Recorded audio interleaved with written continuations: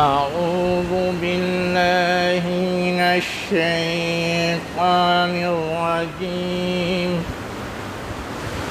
بسم الله الرحمن الرحيم. وما كان المؤمنون لينفروا كافة ولولا نفر من كل فرقة منهم طائفة ليتفقهوا في الدين ولينذروا قومهم إذا رجعوا إليهم لعلهم يحذرون. صدق اللہ العظیم. شروع اللہ کے نام سے جو انتہائی مہربان ہمیشہ رحم فرمانے والا ہے، اور مومنوں کے لیے مناسب نہیں ہے کہ وہ سب کے سب جہاد پہ نکل کھڑے ہوں، بلکہ ان میں سے ہر گروہ میں سے ایک جماعت کو نکلنا چاہیے تاکہ وہ دین میں تفقہ حاصل کرے، اور جب وہ لوٹ کر آئے تو اپنی قوم کے لوگوں کو ڈرائے، شاید کہ وہ محتاط رہیں، چوکنا رہیں.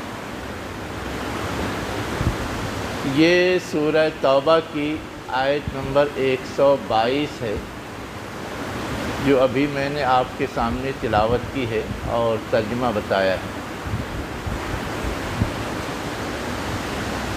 ہم اور آپ جانتے ہیں کہ جہاد کو ذروۃ الاسلام یعنی اسلام کی چوٹی کہا جاتا ہے، اور اس کا بڑا ثواب اور مجاہدین کا بڑا اجر ہے. لیکن یہاں یہ بتایا گیا اس جہاد پر سب کے سب کو نہیں نکلنا چاہیے، اس سے زیادہ بھی کچھ اہم کام ہے جس کو انجام دینا چاہیے.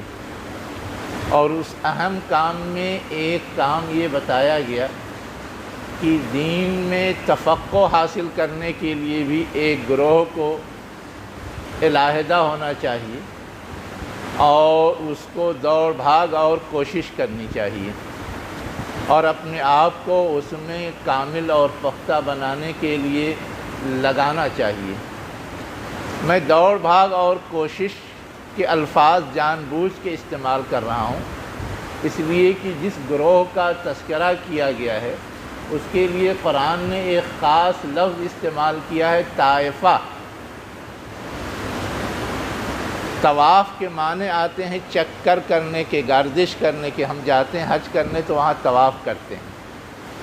طائفہ ایسے گروہ کو کہتے ہیں جو گھوم گھوم کر کے، چل پھر کر کے، دوڑ بھاگ کر کے کوئی چیز انجام دے اور حاصل کرے. یہ تفقہ فی الدین کا کام جس گروہ کو کرنا ہے اسے اپنی جگہ بیٹھے بیٹھے یہ چیز نہیں حاصل ہو جائے گی، اس کو کچھ دوڑ بھاگ کرنی ہوگی، محنت کرنی ہوگی، اپنی جگہ سے نکل کر کے ایسی جگہ پہنچنا ہوگا جہاں یہ چیز ممکن ہو. نبی کریم صلی اللہ علیہ وسلم کے زمانے میں یہ تھا کہ اہل ایمان تو پورے عرب میں پھیل گئے تھے، اور یہ سورہ توبہ تو آخری ادوار کی سورہ ہے، اور اس وقت تک تو اسلام کافی پھیل چکا تھا، گاؤں دیہات شہر ہر جگہ. تو جو لوگ دیہاتوں میں رہتے تھے کیونکہ وہ علم سے، دین کی معلومات سے بہت دور تھے، اس لیے وہ دین کے تقاضوں کو صحیح طور پہ سمجھتے نہیں تھے.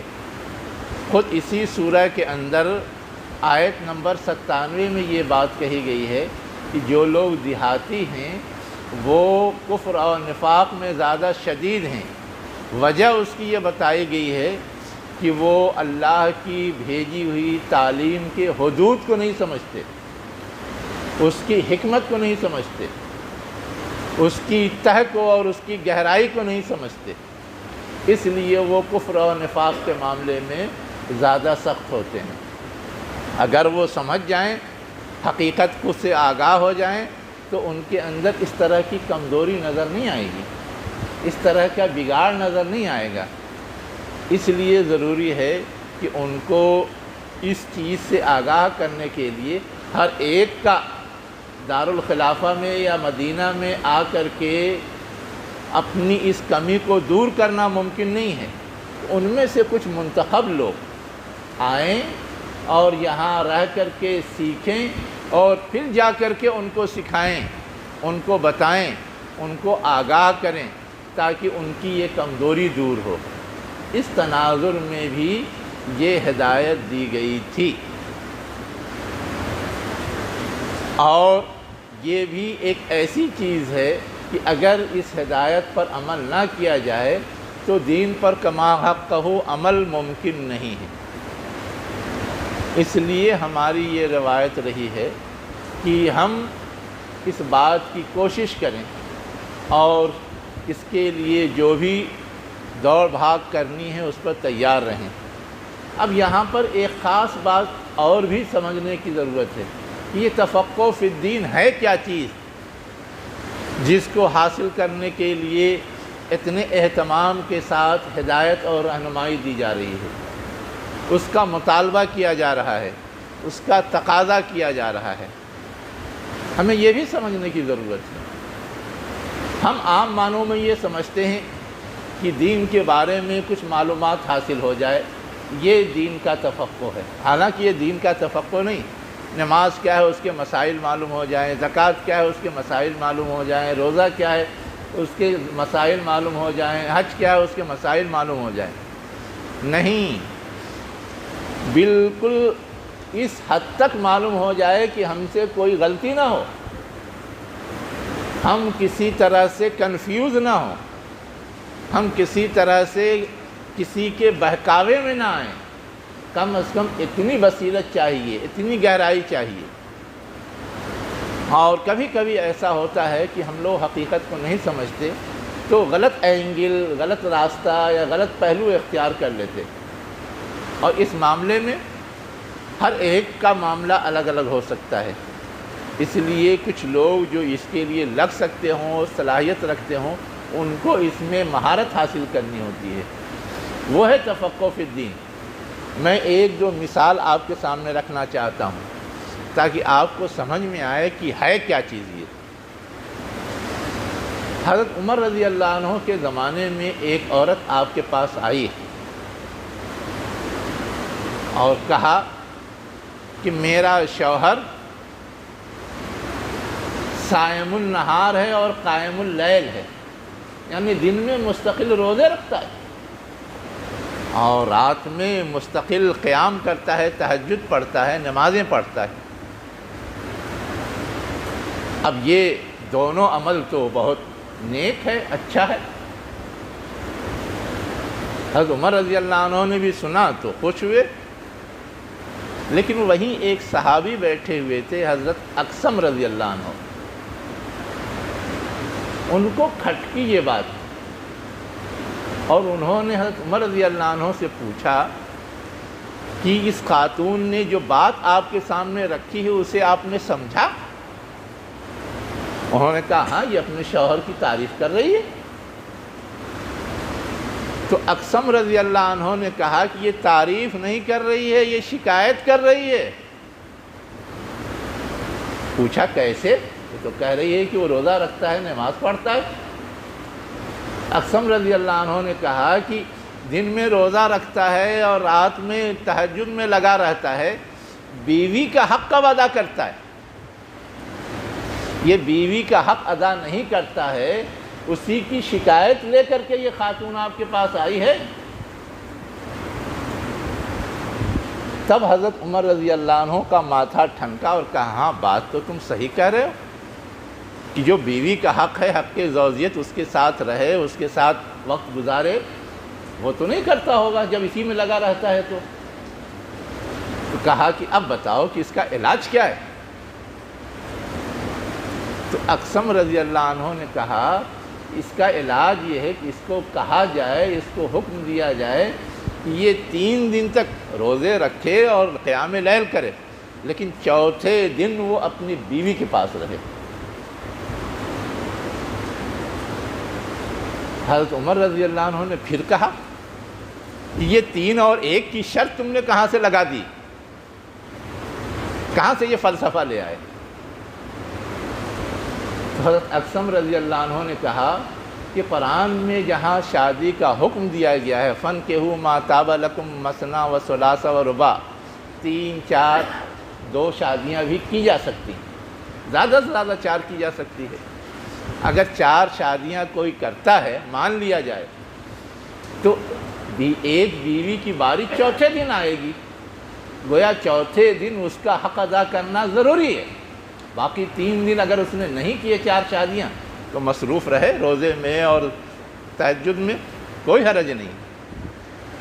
حضرت عمر رضی اللہ عنہ نے کہا ہاں تمہاری بات معقول ہے، اور پھر اس کے شوہر کو بلا کر کے سمجھایا کہ تمہیں اپنے رویے میں تبدیلی کرنی چاہیے۔ یہ ہے اصل میں تفقہ فی الدین،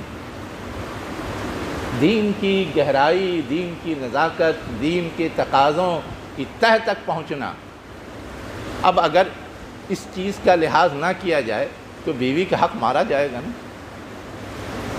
اور اعتدال کے ساتھ ہر چیز کو انجام دیا جائے، یہی اصل دین کی خوبصورتی ہے، یہی اصل دین کی روح ہے جس کو کہ پورا ہونا چاہیے۔ یہ وہ چیز ہے جو تھوڑا غور و فکر سے، تھوڑا سوچ بوجھ سے، تھوڑا گہرائی میں اتر کر کے سمجھنے کی کوشش کرنے سے آتا ہے۔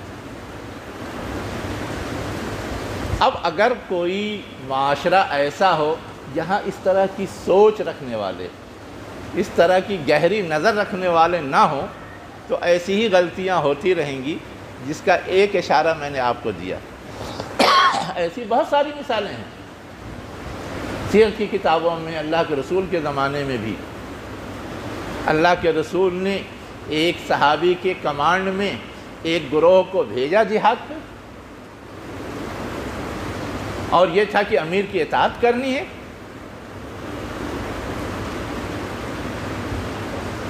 اب امیر کو کسی بات پہ غصہ آیا تو اس نے سارے اپنے ماتحتین کو حکم دے دیا کہ لکڑی جمع کرو، انہوں نے لکڑی جمع کی، کہا آگ لگاؤ، آگ لگا دی، اب کہا اس میں کود جاؤ، تو اگر وہ کود جاتے تو اپنی جان برباد کر لیتے، ہلاک کر لیتے اپنے آپ کو، لیکن انہوں نے یہ اعتراض جتایا کہ ہم تو اسلام لائے تھے، ایمان قبول کیا تھا تاکہ جہنم کی آگ سے بچیں، اور ہم کو اس دنیا میں آگ ہی میں کودنا پڑ رہا ہے امیر کی اطاعت کے نام پر، تو پھر کیا فائدہ ایسے ایمان سے اور ایسے اسلام سے؟ انہوں نے انکار کر دیا۔ اب معاملہ حضور کے پاس آیا، اللہ کے رسول نے کہا کہ بالکل صحیح ہے، جن لوگوں نے انکار کیا ہے وہ حق پر ہیں، اگر وہ اس وقت امیر کی بات مان لیتے تو وہ ہمیشہ اسی جہنم میں یا آگ میں پڑے رہتے۔ یہ بھی بخاری کی روایت ہے۔ تو ہم یہ اس سے کیا سمجھ میں آیا کہ وہ حقیقت کو سمجھ رہے تھے، اور ایک امیر نے سے غصے میں آ کر کے غلط حکم دے دیا۔ اگر وہ نہ سمجھتے، صرف ایک ہی بات سمجھتے کہ امیر کی اطاعت کرنی ہے، تو اس طرح سے کبھی کبھی غلطی میں یا خسارے میں یا نقصان میں مبتلا ہو سکتے تھے۔ تو یہ وہ قیمتی چیز ہے جو تفقہ فی الدین سے حاصل ہوتی ہے، دین کی گہری بصیرت سے حاصل ہوتی ہے۔ اللہ کا شکر ہے کہ ہمارے اسلاف نے ہمیشہ اس چیز کا اہتمام کیا، ہمیشہ علماء کا ایک گروہ رہا جو اس کام کو انجام دیتا رہا، اور آج بھی یہ سسٹم اور یہ نظام چاہے اپنی کمزوریوں اور بگاڑ کے ساتھ ہے لیکن پایا جاتا ہے۔ ہمارے یہاں جو بڑے بڑے ادارے ہیں، مدارس ہیں، وہ یہی فریضہ تو انجام دیتے ہیں کہ قوم کے، ملت کے، امت کے جو لوگ ہیں اور ان کی خاص طور سے جو نئی نسل ہے، ان کو وہ دینی بصیرت پیدا کرنے کی کوشش کرتے ہیں، اور دشمن بھی جانتا ہے کہ یہ اتنی قیمتی چیز ہے کہ اگر اس سے امت کو کاٹ دیا جائے تو امت کو کنٹرول کرنا اور بہکانا اور دبانا اور مٹانا آسان ہے، اگر اس سے نہیں کاٹا جائے گا تو پھر اس امت کو مٹانا اور دبانا اور ختم کرنا انتہائی مشکل کام ہے۔ ہمیشہ یہ کوشش ہوتی رہی۔ انگریز جب یہاں آئے انہوں نے پورے نظام کو ڈسٹرب کیا اور اپنا ایک تعلیمی نظام تھوپا۔ اس سے حفاظت کے لیے ہمارے اکابر نے یہ کیا کہ علیحدہ اپنے پیروں پر کھڑے ہو کر دینی مدارس کا ایک جال بچھایا۔ آج بھی جو اسلام دشمن قوتیں ہیں وہ یہ چاہتی ہیں کہ یہ مدارس اور یہ ادارے باقی نہ رہیں۔ کیا آپ کو خبر ہے کہ یو پی گورنمنٹ نے پچھلے ماہ ایک سرکولر جاری کیا ہے، اور اس سرکولر میں یہ ہے کہ جتنے مدارس گورنمنٹ سے ریکگنائز نہیں ہیں ان سب کے اندر پڑھنے والے طلبہ کو اسکولوں میں داخل کرایا جائے، اور اگر نہیں داخل کرایا جاتا تو ان مدارس کے خلاف ایکشن لیا جائے گا۔ کس نام پر؟ گورنمنٹ کا قانون یہ ہے کہ 14 سال تک بچوں کو لازمی تعلیمی حق حاصل ہے اور اس کا انتظام گورنمنٹ کرے گی، اور گورنمنٹ کے اسکولوں ہی میں اس کا انتظام ہے، یا گورنمنٹ نے جن مدارس کو ریکگنائز کیا ہے ان مدارس میں انتظام ہے، تو یا تو ریکگنائز مدارس میں ان کو داخل کراؤ یا اسکولوں میں داخل کراؤ۔ یہ آرڈیننس جاری ہوا ہے، اور یہ بھی بتایا گیا ہے کہ جو مدارس چل رہے ہیں اس میں سے کون سے مدارس ریکگنائز ہیں اور کون سے ریکگنائز نہیں ہیں۔ پہلے تو لوگ مدارس ریکگنائز اس لیے کراتے تھے کہ گورنمنٹ سیلری ملے گی، لیکن جو گہری نظر رکھنے والے ہمارے قائدین تھے وہ یہ سمجھتے تھے کہ اس کے ذریعے ہمارے اداروں کو کنٹرول کیا جائے گا اور حکومت اپنی منشا پورا کرنے کی کوشش کرے گی، اسی لیے جتنے بڑے ادارے ہیں انہوں نے اپنے آپ کو ریکگنائز نہیں کرایا تھا۔ ابھی انہوں نے جو لسٹ جاری کی ہے وہ 8400 سے اوپر ایسے مدارس ہیں صرف یو پی کے اندر جو گورنمنٹ سے ریکگنائز نہیں ہیں، اور اس میں ہمارے جتنے بڑے مدارس ہیں سب کا نام، دارالعلوم دیوبند کا نام بھی ہے، ندوۃ العلماء کا نام بھی ہے، مظاہر العلوم کا نام بھی ہے، جامعہ اشرفیہ کا نام بھی ہے، مسجد اصلاح کا نام بھی ہے، جامعۃ الفلاح کا نام بھی ہے، سب کا نام ہے۔ اور اس آرڈر پہ ڈی ایم کو ایکشن لینے کے لیے کہا گیا ہے، اور ڈی ایم نے مختلف ضلعوں میں ایکشن لینا شروع کر دیا ہے۔ مثلا سدھارتھ نگر کے ڈی ایم نے اپنے علاقے کے کئی اسکولوں کو اپنا سرکولر جاری کیا ہے کہ اس پہ عمل درآمد کر کے رپورٹ دی جائے۔ اب یہ جو صورتحال پیدا ہوئی ہے اس سے کیا نتیجہ برآمد ہوگا؟ ہم اور آپ غور کریں۔ ہمارے یہ بچے جو دین سیکھ رہے تھے، دین میں گہرائی اور بصیرت حاصل کر رہے تھے، وہ اگر اس سے محروم ہوں گے تو جو مقصد یہاں بتایا گیا ہے وہ کیسے حاصل ہوگا؟ عام لوگوں کی جہالت کیسے دور ہوگی؟ عام لوگوں کا بگاڑ کیسے دور ہوگا؟ عام لوگوں کی اخلاقیات کیسے سدھرے گی؟ یہ ایک بہت بڑا خطرہ منڈلایا ہے۔ ایسے میں بہت سنجیدگی سے غور کرنے کی ضرورت ہے۔